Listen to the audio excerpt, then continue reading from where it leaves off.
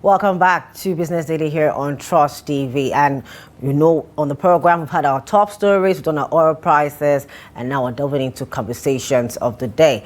Now, joining me in the studio to further discuss and have our conversation is Dr. Valentino Heavens. Now, he has a large resume. I'm not going to read all of it out. I'm just going to take some important part of it. He's a business consultant, leadership expert, is a certified and licensed BDSP business development service provider. He's a management consultant and leadership expert, amongst other things that he's done. And we're going to be honing mostly in his business and MSME part of his long resume. So good morning, Dr. Heavens. Thank you for joining us on the program this morning. Good morning, Chiamaka. Thanks for having me. Okay, so before we get to the conversation on sustainable entrepreneurship in Nigeria, let's look at that story. And I know when we were talking, you told me you actually were at that event, if I'm correct, the MG International Trade Fair for MSMEs, starting after a long time. Oh, well, that's actually not the one we were at. We were just at a concluded National MSME Conference hosted by Sweden. It was also hosted in Lagos State, though. Lagos is doing a lot when it comes to it, but I'm also very much aware about this one, which is coming up after 14 years of being off. And so it's beautiful that this is coming up again. This trade fair would definitely boost the MSME landscape in Nigeria. And looking at it, it's bringing 10 different countries together. We have all Africa, if I do say so, that they're coming into Nigeria. It definitely boosts our outlook currently as we are looking at the economic factors that are actually happening currently in the nation. And it's a beautiful one. Kudos to Lagos State and the federal government for doing that. Okay, well, what actually made them go on that long hiatus? So what was the reason for that long timeout? Well, when it comes to trade fairs, you must understand that there are many factors that bring together the MSMEs in the nation. And if the ease of doing business within a community or a system or a nation is not properly standardized and put in proper effect, you will not have the effect you want to have. And so putting together a trade fair means you are showcasing what you have. You are bringing your talents, your potentials, your skills, and the creativity and innovation within your community is being put on showcase. It's been put on the pedestal for the whole world to see. So a trade fair is not just what you do within the nation, it's an announcement to the whole world at large of what you have and what you are making available.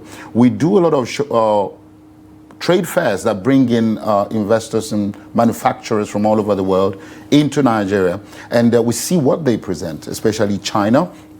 We see China, we see Germany, we see all of the creative communities bring in what they have. What do we have to showcase?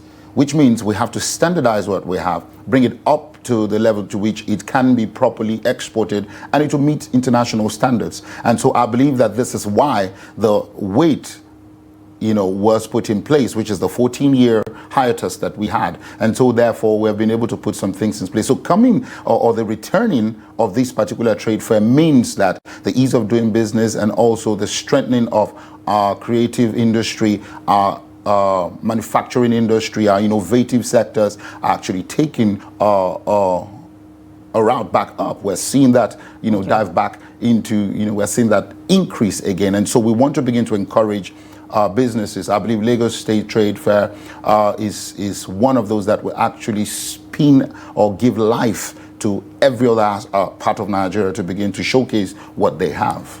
All right, thank you so much for your insights on that story. Now let's get to our conversation. Sustaining entrepreneurship in a challenging economy. Yes, Nigeria with its beautiful ups and downs, but it's what it is. Now, how do we do that? Nigeria's tough economic climate, high inflation, weak consumer spending, and currency instability is forcing entrepreneurs to rethink survival strategies. Now, sustainable entrepreneurship is now an essential model, not a buzzword. It focuses on long-term resilience, efficient resource management and innovation, rather than quick profit tactics. Key strategies Nigerian businesses are adopting include cost efficiency, local sourcing, diversification, sustainability practices, strategic collaboration with SMEs, cooperatives. Now, access to funding is another thing. So there's a crowdfunding part of it, AJO, ISUSU, and all that, cooperative financing, angel networks, impact investment funds. Now, your business, before I even get into this part of this, your resume, I'd like for you to give a brief insight, to best understand. When we were talking something about being a business development service provider, and what on that basis is why we're having this conversation, really. Now, what does it mean to be a business development service provider? Okay, BDSP in short, being a business development service provider means you, in a nutshell, a business doctor. Okay. Your first assignment is to do a general diagnostic of whatever the business is, whether it's surface level or in-depth level. You are tasked with the duties of doing that business dive in. You are able to tell the business where it's at their current status. Even if it is from startup down to big businesses, we're talking micro, macro, small, medium, large enterprises. You're able to go and diagnose where they're at, know what the challenges is, and be able to profile a solution. Primarily, our job is to recommend solutions, but we go as far as being able to implement the solutions and help work hand in hand with the management of the organization to be able to bring life to that business and make sure it keeps running concurrently, bringing the GDP of the nation to a greater status. If the primary role of a BDSP is to actually do that, and I see many people who have gone to Harvard, gone to major business schools, and just graduate and call themselves BDSP. But the truth is they're really not, let me say, totally qualified to be called BDSPs within the locality that they are in. In Nigeria now, the federal government put up or started a program in 2019, which is called the NBCAF. That is the National BDSP, which is the Business Development Service Providers Accreditation and Certification Framework. And that NBCAF, or Certification and Accreditation Framework, NBCAF at large is what they call it, and we've been accrediting and certifying BDSPs since 2019. Currently, we have well over 3,000 BDSPs, well trained with a very robust curriculum, and being put out there in the community. We have them all in all business sectors, strengthening the business community. Nigerian terrain, business terrain is a very difficult one and has its own unique features in which you must be trained to handle this uniqueness to be to help the GDP rise and to help all businesses in the locality. That you have a very valid point. Yes, economics might have the same language and same thing all around the world, but when you come to certain parts of the world, you need to look at the dynamics and attend to the situation uniquely. So that's been very, very important and good that the federal government has brought that up. Now, to the conversation, Nigerian SMEs, MSMEs, sustainable entrepreneurship, with all that's happened in the last 2 years, since 2023 precisely, the fuel subsidy removal, the forex unification and all that, we've seen some businesses have to shut down or probably have to merge and all that. Now, but how, away from having to resort to going defunct, how can we have sustainable entrepreneurship, SMEs here in Nigeria? Okay, I'm going to give out some points in which can help, but really we must understand what the landscape is, what business is within our locality. First off, many people don't even understand what it means to be in business. Many of them think what is your reason for getting into business in the first place? You must understand what it is. Some people, maybe it's because you are hungry. You just thought, let me start a business to make more money. Well, that might be your primary or initial drive into business, but then you must begin to acquire knowledge and skills because you are actually part of the GDP in the system.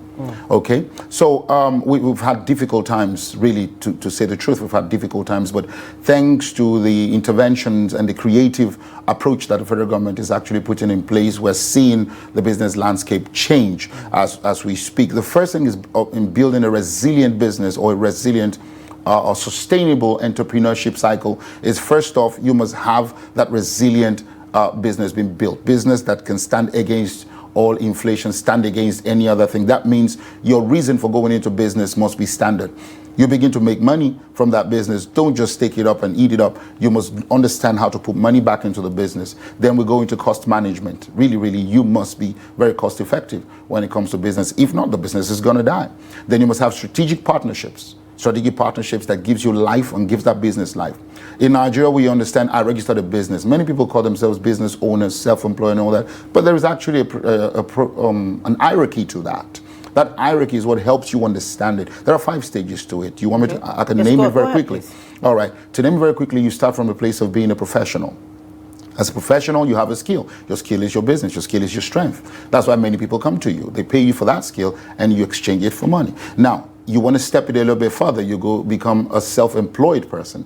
Now, when you're self-employed, you're now creating processes and structures that actually make that business begin to serve a community. You now have a little circle of people trusting in you. They trust in you, they believe in you, so they say, okay, we want you to begin to handle so and so for us. So from that level, when you cross being a self-employed, you're moving to being a business owner. Now, being a business owner, that systems... I'm going to just... let's pause it. So there's a difference. Oh, there is. From being self-employed that is correct. And being a business owner. That is correct.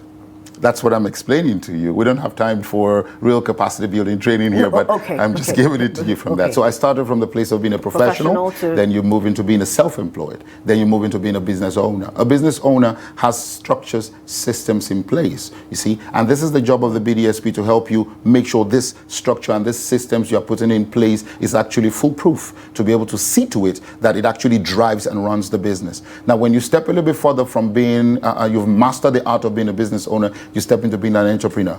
Now, as an entrepreneur in that stage, your structures, your business, your systems, they can run themselves. You have scaled it, they can run themselves, and you can step out a bit from time to time, but you're still at the helms of the affairs. You're an entrepreneur. You are still the business. You are still the face of the business. You're the strength of the business. You're the voice of the business. But when you now leave the stage of being an entrepreneur and you go up to being a founder, now you can step out and take a vacation and your business still runs. Now you are running on innovation, creativity, you're running on structures that have principles that can never shake, can never change. We see different international corporations run on this model where you see CEOs being changed, CEOs being changed, and this still remains. Now, having said that, being a founder and being the CEO, that's 2 different caps also, and another level. You see, most of these things, when you, as a business, employ BDSPs to give you foolproof trainings. We're talking proper capacity building. At every stage of your business, you need to engage in capacity building. As much as you make money and put a percentage back in your business, another percentage of that money must go back into capacity building.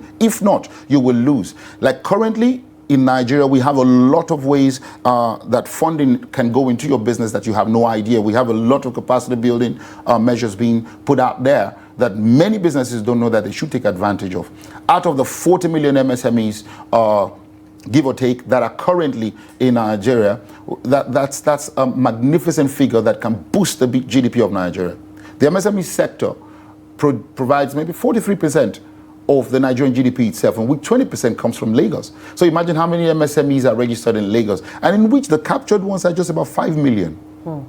And you see, most of these registered businesses die within the first 3 to 5 years of their businesses because not understanding all the qualities and the factors we're talking about. And so if you understand them and you can put in this place, in which the job of the BDSP is to help you at every stage be this, you find that you will not only have a surviving or thriving business, you will also be able to sustain, and you'll be calculated, to part of those who bring life to the, GDP. You've actually given us a small, minute capacity building class and make us understand certain things. So a lot of us out there have been touting words we don't even know have different meanings. So today I'm a self-employed person, business owner, entrepreneur, and meanwhile they all mean different things in the business space. So just by the side, who amongst our will we call Dangote a founder now?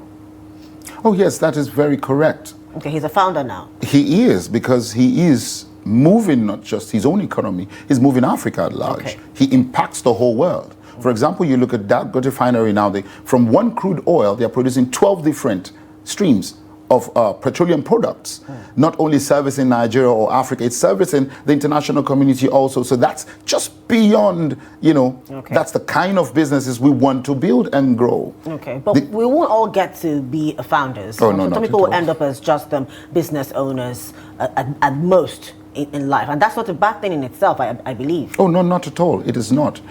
When you are a professional, you have what you contribute to the economy. At the level of a self-employed or business owner, you have what you contribute. Just make sure those businesses at those stages are sustained, and you have the requisite knowledge and also fortitude to be able to give those business what they require, the time, the knowledge, the space, the money, everything they require. We have all other people out there that are in other levels in which you can partner with. That is why one of the components of having a sustainable entrepreneurship business is that you have strategic partnerships. Very, very cogent to your growth. So now that brings us to my next question. Long-term strategies that help businesses remain stable during economic volatility. Okay, long-term strategies. First of all, I would say source locally. Source locally, because if your raw materials or whatever it is you use in your primary business is sourced locally, no matter what happens in the international game, like whether maybe importation is banned or whatever it is that happens, if your source is local, you could definitely reach to your sources easily. Now, we could have logistical challenges to you getting to your raw materials or your raw materials getting to you, but still, that's a very valid way to see to it that your business is sustained. Then the other part is cost management. Just make sure that no matter how hungry you are, you don't dip your fingers into your business funds. Your business funds is not your money. Your business is an entity on its own, and you are an entity on your own. And that is why you have all of that, in the developed countries, we have all these things spelt out and really, really elaborated, and they have all kind of financial plans guarding all these angles in itself. But here, many people just think I could just do business, take business money or receive business money with my personal account and all that. You shouldn't do that. It's actually a no-no in the business environment. So proper financial, knowledge would help you to really also sustain your business. Perhaps, or let me say, for example, if an investor wants to come put money into your business, you're looking at venture capital, you're looking at maybe DFIs and all that, wants to put money into your business, the first thing they're going to look at is your books. They're going to look at your books, and they're also not going to fund you, they're going to fund your processes. They want to fund your systems. They don't want to look at your face. They don't care.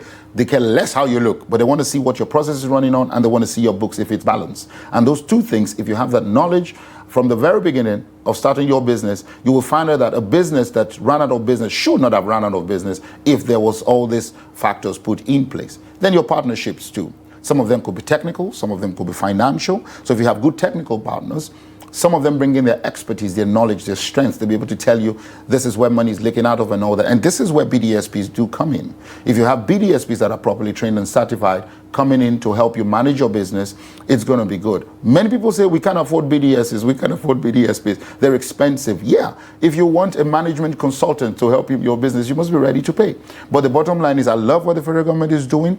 There are many funds out there to help mitigate the employment of BDSPs, but still, you can talk to BDSPs and they can really, if they're passionate, like I'm passionate about what I do. So it's not about the money for me as much as the money is important. I want to see businesses grow. I want to see my name attached to businesses growing in the society. So we get our hands down and dirty. We get down to the nitty gritty. A Harvard graduate who says I'm a BDSP does not know how it works in the Alaba market in Lagos.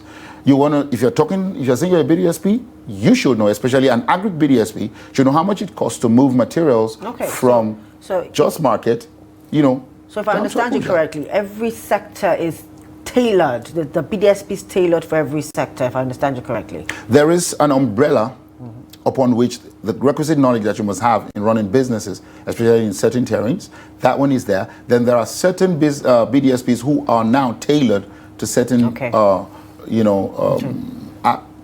what should I call sectors in the business, and also they have proper knowledge of the management processes within those business, not just the holistic knowledge alone. They know how it is.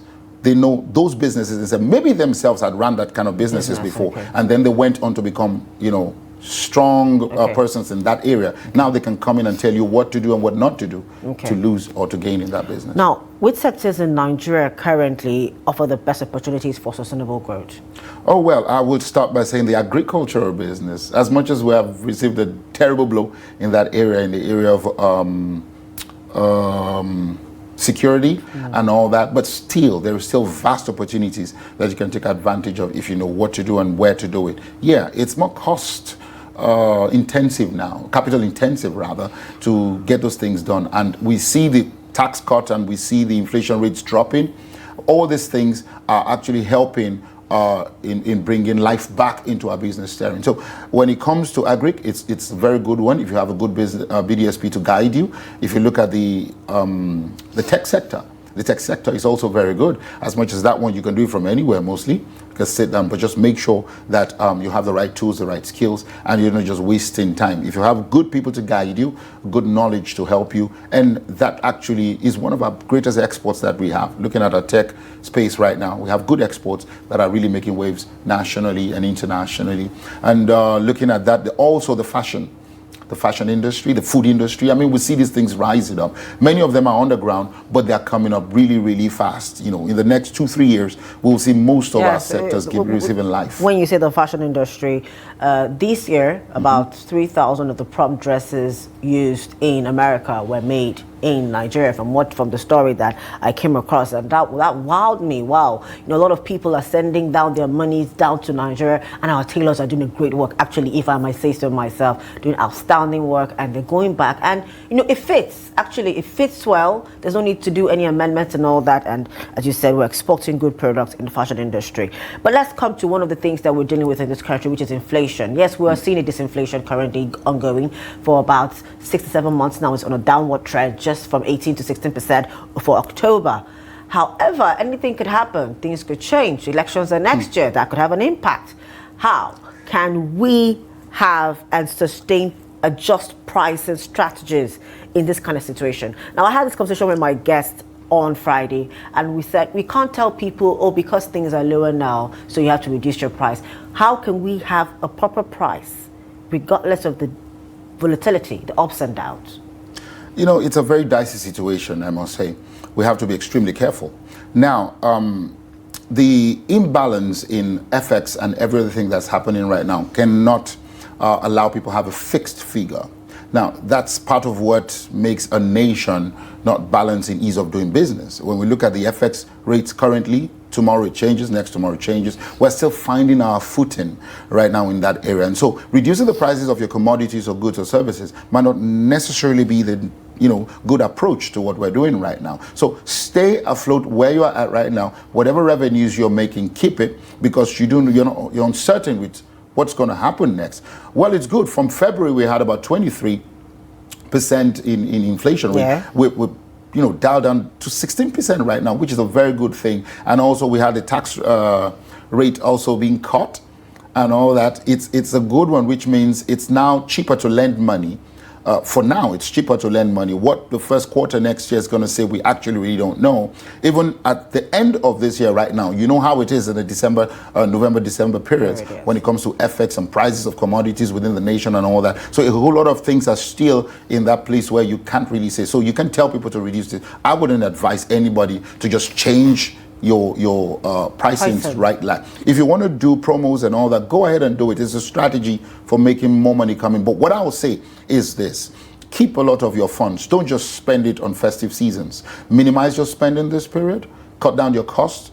Cut down your travels or your personal spendings. Keep those monies, because the first quarter next year might speak its own language, and you really want to be able to stand within that period. Especially with the new tax reforms and regime coming up actually in January. So there's that too. Now, you talked about costs. Let's go about cost optimization tools that these SMEs can actually use to stay efficient. What are they?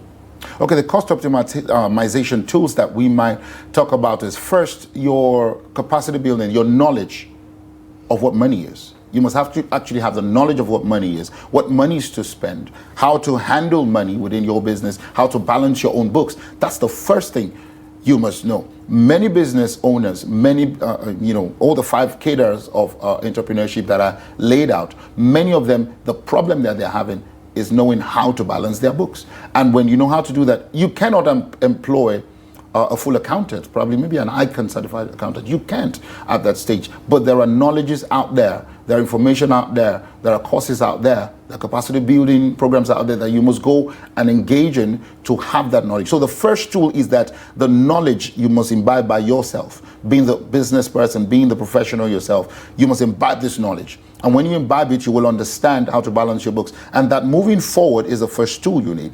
The second one is to cut down on your own personal, taste. I know everybody wants to live large. The first 1 million you make, you're like, yeah, I'm a millionaire. No, you're not a millionaire. It just shows potential. You want to put that money back in your business and grow. And so that's part of what it's your own personal excesses that you must also cut. For Nigerians, we want to live out loud. You want everybody to see we've arrived. You want to know you're the first, your business is thriving. You made 200 million in your first 3 years. Yes, it's a good figure, but it's not a sustainable one yet. The market is still, you're not in your first 5 years yet. You're still testing the market. And so understanding that, working with the BDSP also, like I must say the BDSP is one of your tools. The BDSP itself, himself or herself or whoever you're using is one of your tools to ensure that you have your cost effectiveness put in place, because one of the things they do is they run a proper diagnostic of your business. They can tell you where money is leaking out, where money should change. I mean, you're pushing money into a sector of your business, you need to push it into another one. Is the BDSP that can tell you exactly what that area is. And when you test that, you see that, okay, this is one of my tools. So I dare say that the BDSP is one of your tools. Having said that, you yourself need to train yourself to know exactly what you need to do to make your business grow. You started the business for a reason. And whatever it is that you need to take in place, apart from the innovation, the technologies that are out there that can help you manage your fundings, the technology cannot hold your hand to take your money out of your bank account. When you also have like the cooperative system in which we're actually pushing right now to help people, access funding and all that. But that cooperative system, if you're engaged in one of them and they have a way to which they can help you manage funds like the Esusu and all that, yeah, you can put your money into it. We have a lot of bank apps right now that have that provision within their app. And so you could just take advantage of those kind of tech sectors, this kind of financial. The fintech industry has given a lot in that area. So take advantage of it. All these things put together will see to it that you're properly managed when it comes to cost effectiveness. Now, we've talked about FX volatility. Do you think that a Nigerian business SME should, consider multi-currency operation or hedging the FX? And it's a dicey one.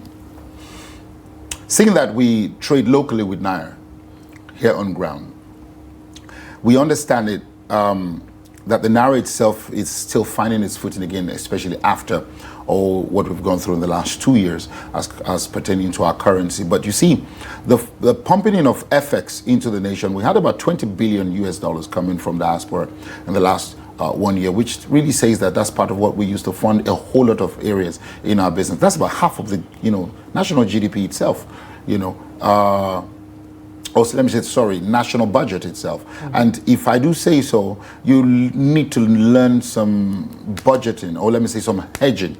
Really, you must be able to hedge a little bit. I'm not saying buy and keep FX in any way, but if you're involved in international business, exporting and all that, yeah, you would definitely want to do that so that you can at least keep the value of your money to a certain level and all that. But basically, this cost effectiveness is still what helps us if we can balance our knowledge of finance, both the global trade and local trade. If we can balance that knowledge, you will know what to touch and what not to touch. You will know where to stay and where not to stay. And ahead of time, when you do your statistics right, you will know when to increase the prices of your commodity. And there, your hedging might not necessarily be needed because you would already have balanced yourself as against the inflation or the FX prices that are coming. I just implore the federal government to find a better solution and our economics to work, put a little bit more work into this thing so that we can find our currency stabilized against all these other currencies. So we wouldn't need to be looking, too much into that. All right. Now, just in 1 minute, that's the time you have to give us a sustainable expansion strategy for a Nigerian business. Well, a sustainable expansion strategy. First of all, be foolproof. Have the knowledge of the business that you're actually doing. Take courses. Go for training. Don't just sit there and say, I know how to do it, because there are many factors that are against you. And when these things rise up, you must be ready to be able to deal with them. Also, don't just do me, myself, and I. It doesn't work anymore these days. Look for sustainable partnership. Look for really gritty partnership. And someone that knows better than you, actually, that has better skills than you, that has better knowledge than you, that has better money than you. Involve them in your business. Sell a bit of equity out there and let that business have a little bit more longevity and sustainability. And also cost effectiveness. I've talked about it at length. Cost effectiveness is cost management rather is very key. Put yourself into that and look for local sources. Source locally, strengthen yourself, and most importantly, your why you're starting the business. Let that one keep you running, so you don't eat your business or you don't kill your business before it gets started. And finally, employ BDSP.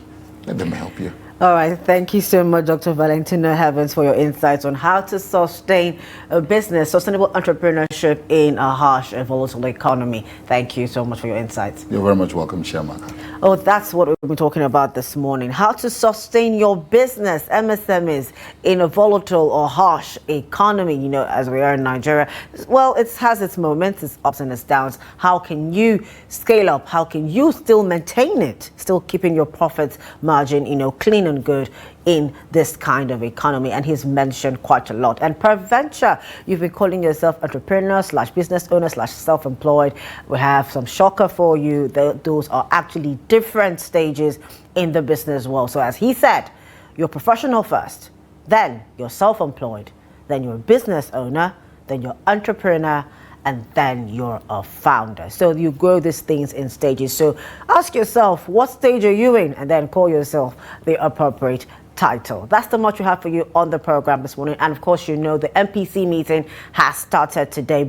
By the end of tomorrow, we should give you details on if the rates have been cut. Stay tuned to Business Daily for more information. Stay with us. The news comes up in a few minutes. Bye for now.